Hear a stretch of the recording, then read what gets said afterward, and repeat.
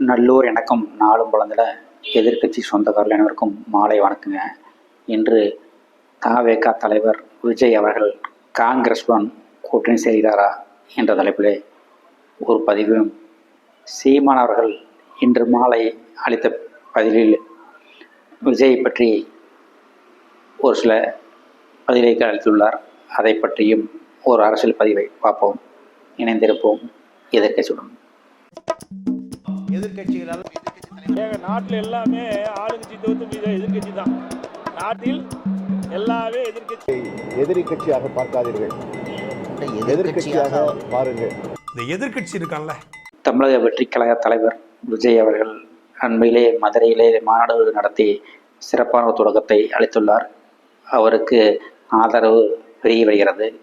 அவரை பற்றி தான் கடந்த 2 வாரமாக பேசுபொருளாக மாறியுள்ளது.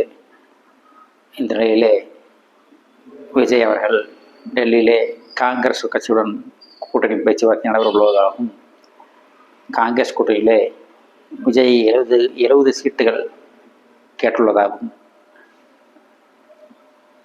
விஜய் முதலமைச்சர் பதவி என்றும் காங்கிரஸுக்கு துணை முதலமைச்சர் பதவியும் வழங்கப்படும் என்றும் விஜய் பேச்சுவார்த்தை ஈடுபட்டுள்ளார் என்று செய்திகள் வந்த வண்ணம் உள்ளன.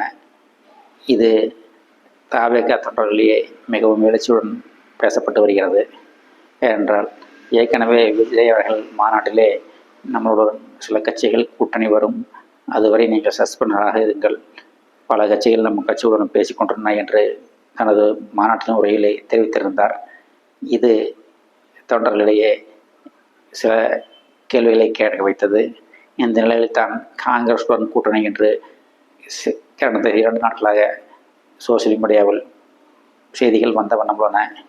அதை நிரூபிக்கும் முறையிலே காங்கிரஸ் சில தலைவர்கள் விஜய்க்கு ஆதரவாக பேசிக்கொண்டுள்ளனர். காங்கிரஸுடன் சேர்ந்தால் தவேகவுக்கு எத்தனை சீட்டுகள் கிடைக்கும் என்று ஒரு உளவுத்துறை ரிப்போர்ட்டும் எடுக்கப்பட்டிருக்கிறது. இது காங்கிரஸ் தவேக கூட்டணி வெற்றி கூட்டணியா என்று காலம்தான் கடவுளும் தான் பதில் சொல்ல வேண்டும் என்று கூறிக்கொண்டு, இன்று மாலை நாம் தமிழர் கட்சி தலைவர் சீமான் அவர்கள் விஜய் பற்றி கேட்கும்போது, விஜய் அவர்கள் ஒரு அணில் என்றும், விஜய் ஏன் அதிமுகவை தாக்கி எந்த பதிலும் சொல்லவில்லை என்றும், எடப்பாடியை பற்றி எதுவுமே ஏன் விஜய் பேசவில்லை என்று சீமான் கேள்வி கேட்டுள்ளார். மேலும் மேலும் காங்கிரஸுடன் பல சமயம் சேர்ந்த திமுக பற்றி எந்த கேள்வியும் இல்லையே என்றும் கேட்டுள்ளார். இது தவேக தொண்டர்களிலே சற்று கோபத்தை ஏற்படுத்தியுள்ளது.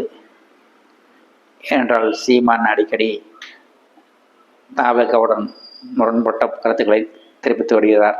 விஜய் பற்றி பல எதிர்மறையான கேள்விகளை பதில்களையும் அளித்து கொண்டுள்ளார். இது தவேக நாம் தமிழர் கட்சியிடையே ஒரு போட்டியை உருவாக்கும் நிலையை உருவாக்கியுள்ளது.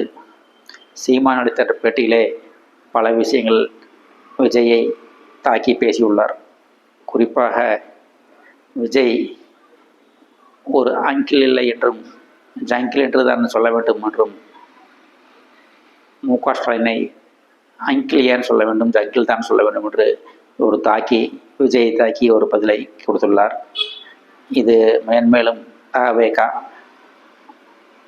நாம் தமிழர் கட்சிக்கிடையே ஒரு மோதல் போக்கை உருவாகியுள்ளது.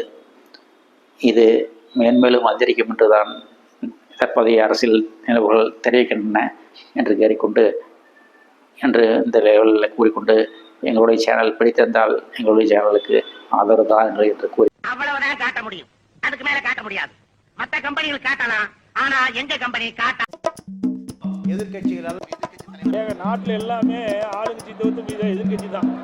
நாட்டில் எல்லாமே எதிர்கட்சியாக பார்க்காதீர்கள், எதிர்கட்சியாக பாருங்கள். இந்த எதிர்கட்சி இருக்கான்ல,